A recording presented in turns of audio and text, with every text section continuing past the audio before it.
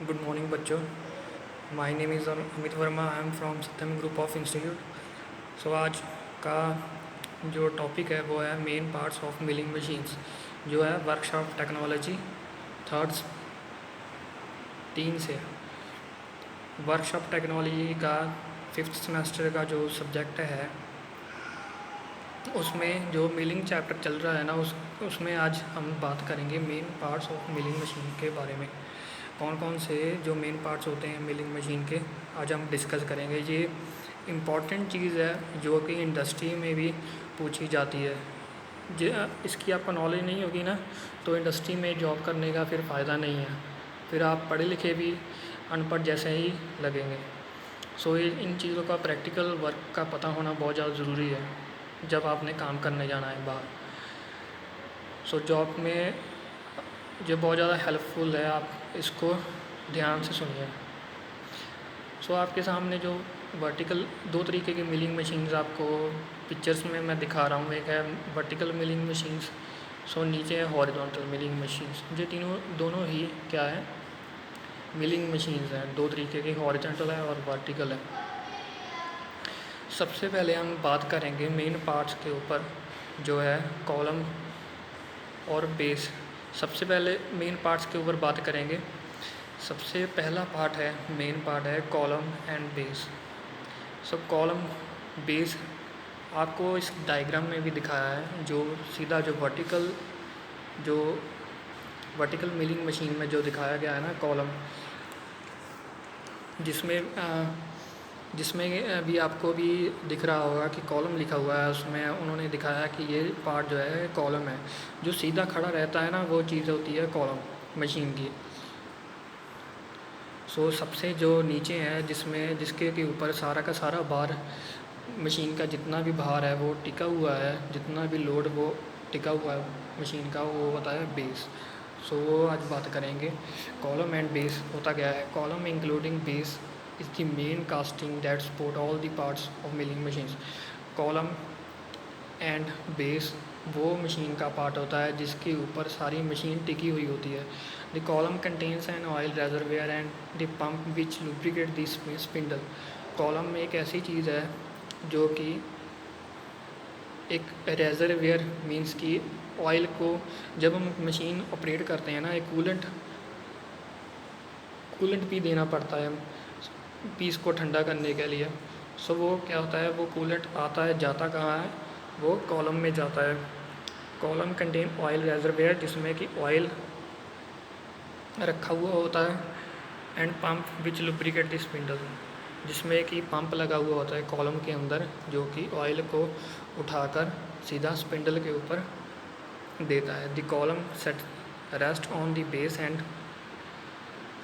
the base contain coolant reservoir and pump which is used during machine operation and then required cooling।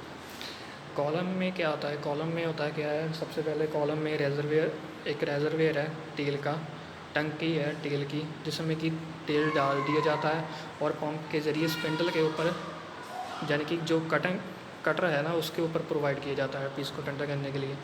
और जो वो cutter के ऊपर जो कूलेंट जब ऑयल गिर के नीचे जाता है वो इसमें जाता है बेस में। सो बेस में भी वही चीज़ लगी हुई है। बेस में भी एक पंप लगा हुआ था जो फिर से कूलेंट को उठाकर कॉलम में ले जाता है। कॉलम का जो पंप है वो वहाँ से उठाकर कटर में, ऐसे ही सर्कल चलता रहता है ऑयल का। जो वो चीज़ है वो क्या होती है, कॉलम एंड बेस। आगे है नी होती क्या है, इसमें अब मैं दिखाऊंगा नी। आपको यहाँ वर्टिकल मिलिंग मशीन की पिक्चर में दिखाई जा रही है नी, जिसके के ऊपर क्या है, टेबल लगा हुआ होता है, एक गियर बॉक्स होता है अंदर का पूरा जो कि वर्टिकल पोजीशन में कभी ऊपर कभी नीचे नी को ले जाया जा सकता है with the help of screw. इसके नीचे बहुत सारा बड़ा स्क्रू लगा हुआ होता है जिसको हम नी को ऊपर नीचे आसानी से with the help of screw ले जा सकते हैं। आगे हम बात करते हैं स्क्रू या नी की। It is a casting that support A saddle and table. ये एक ऐसी कास्टिंग है, ऐसी बनावट है जिसके ऊपर टेबल भी होता है और सैडल भी टिका हुआ होता है। All gearing mechanism is enclose within the knee. सभी तरीके के जो गियर मैकेनिज्म है, गियर बॉक्स लगे हुए होते हैं, वो नी में ही लगे हुए होते हैं। It is fasten to the column by double way. ये कॉलम के साथ जुड़ा हुआ होता है। The knee supported and adjusted by vertical position screw. Knee होता है, नी का क्या काम क्या है, ऊपर नीचे जाना वर्टिकल पोजीशन में with the help of screw के कारण। आगे हम बात करेंगे saddle and सॉइवल table.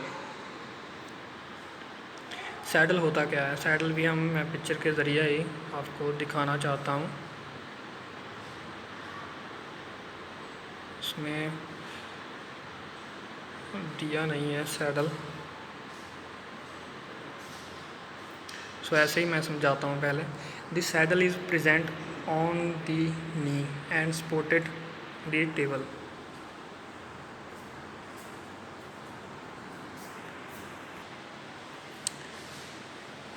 The saddle is presented on the knee and supported bye A table. Saddle होता क्या है, सैडल टेबल को सपोर्ट करता है,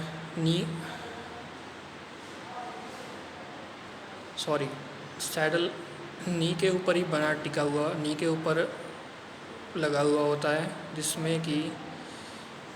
जिसके साथ टेबल भी जुड़ा हुआ होता है। It's slide on horizontal dovetail on the knee and dovetail in parallel on the axis of the spindle. ये सैडल जो है हॉरिजॉन्टल पोजीशन में मूव करता है और हॉरिजॉन्टल एक्सिस में मूव करता है। The swivel table is attached to a saddle that can be swiveled horizontally in either direction। आगे है पावर फीड मैकेनिज़्म। ये जितना भी पावर फीड मैकेनिज़्म है, जितनी भी पावर मिलती है सारी की सारी कहाँ से मिलती है, नी से। It is the knee which contain the power feed mechanism. Power feed mechanism एक ऐसा मैकेनिज़्म बना हुआ होता है गियर बॉक्स का, जिसमें क्या होता है, स्पीड को कंट्रोल किया जा सकता है, ठीक है, मूवमेंट की जा सकती है ऊपर नीचे, left and right, vertical downward directions में।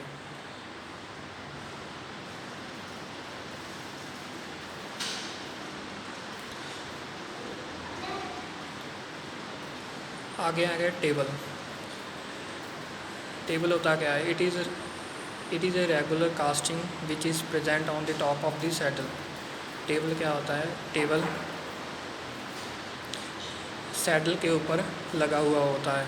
It is use to hold the work piece और वर्क होल्डिंग डिवाइस। टेबल के ऊपर, टेबल का मेन काम है वर्क पीस को होल्ड करना, पकड़ कर रखना, जिसके कारण वो हिले ना ऑपरेशन के वक्त। It contain several T slot from holding the work and work holding device.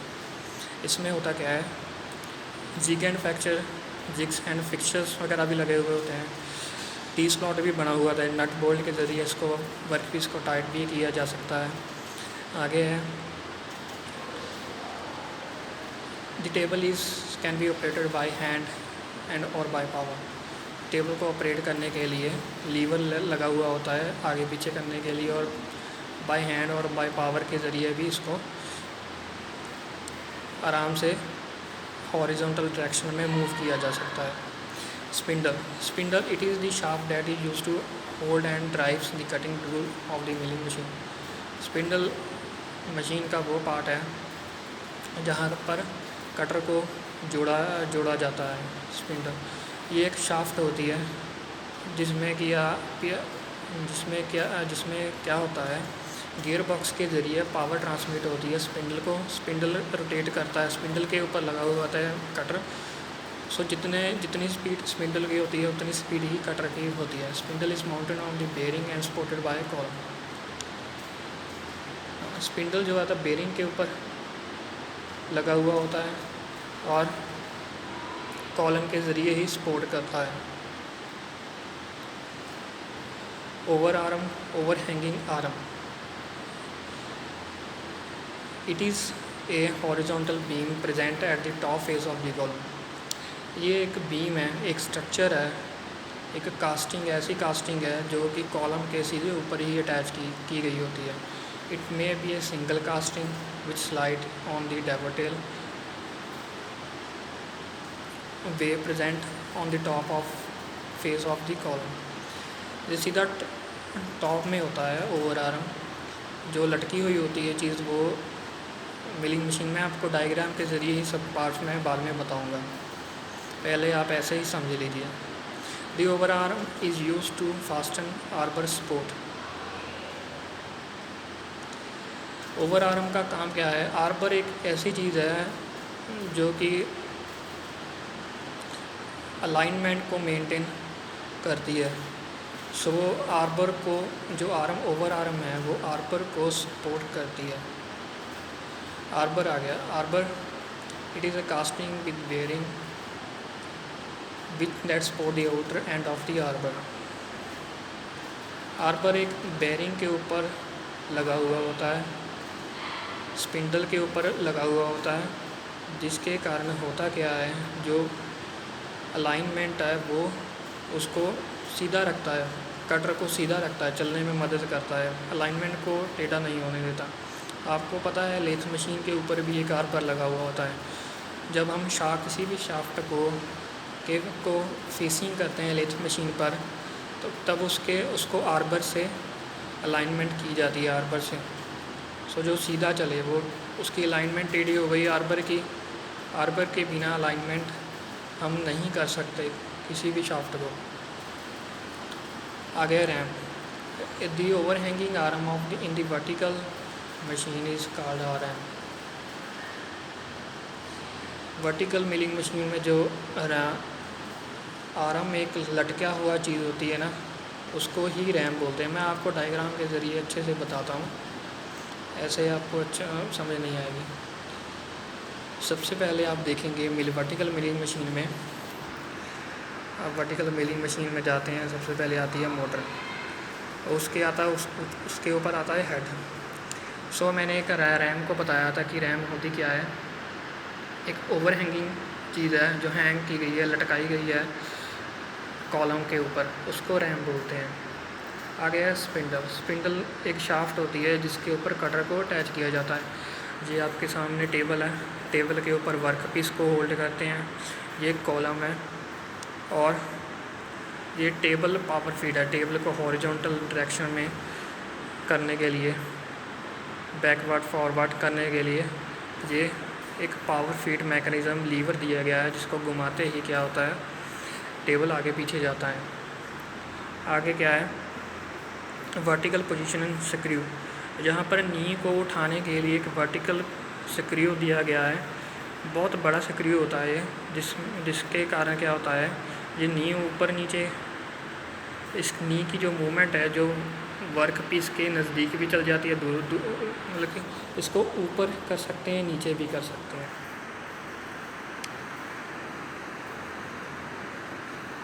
आगे है नी, आपको बता ही दिया मैंने नी होती क्या है। बेस, जो सबसे निचला भाग है वो उसको बेस बोलते हैं। बाकी ये इस डायग्राम में दिखाया गया है मैकेनिज़्म जो है मूवमेंट के लिए, जो गियर बॉक्स लगे हैं, vertical knee transfer crank cross feed handle, ठीक है। ये बहुत ही इम्पोर्टेंट चीज़ है मशीन की। इसको आप, ये एग्ज़ाम में भी क्वेश्चन आ सकते हैं, types parts of milling machine, what are the parts of milling machine, 3 number का क्वेश्चन आ सकता है। सो ये इसको अच्छे तरीके से करिए। Thank you students.